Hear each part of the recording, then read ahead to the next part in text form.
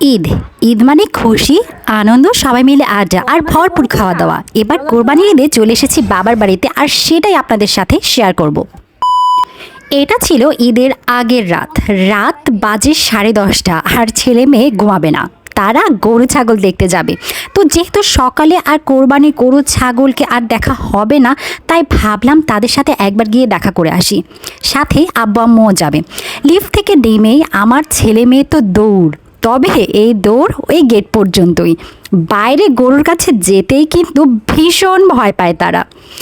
আর এইদিকে আব্বু ছাগলকে খাওয়ানোর জন্য খাবার নিয়ে গিয়েছিল, আর ছাগলটাও আরাম করে খাওয়া শুরু করলো।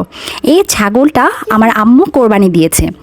এরপর চলে গেলাম আমাদের গরুর কাছে, আর বাচ্চারা জিজ্ঞেস করতে লাগলো, এটা আমাদের গরু?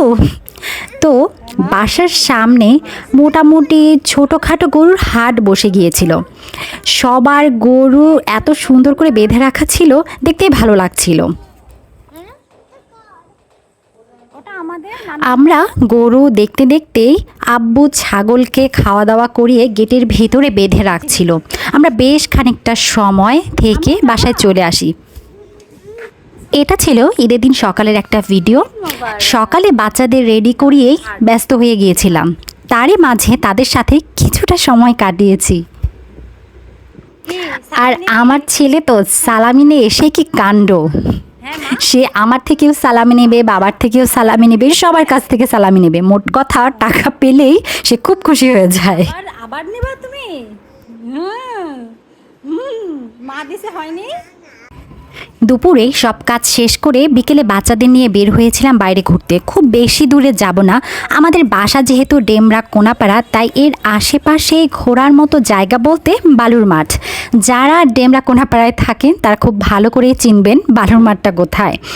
সেখানে বাচ্চাদের নানা রাইড থেকে শুরু করে খাবার দাবার সহ অনেক কিছু আছে। বাচ্চারা তো মজা পাই, সাথে আমাদেরও একটা রিফ্রেশমেন্ট হয়ে যায়।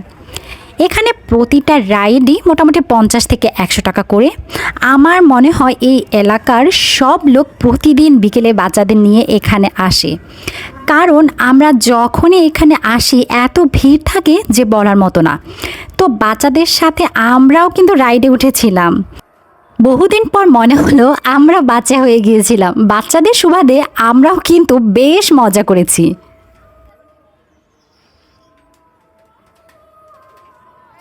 এই জায়গাটা এমনিতেই আলোয় আলোকিত থাকে সব সময়, তার উপর ঈদের জন্য মনে হচ্ছিল আরও বেশি আলো আলো লাগছিল।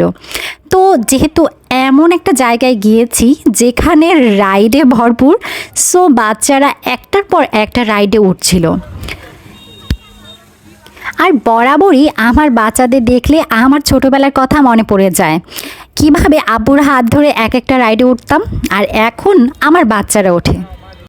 মোটামুটি খুব সুন্দর একটা ঈদের সন্ধ্যা কাটিয়ে আমরা বাসায় ফিরলাম। Thanks for watching.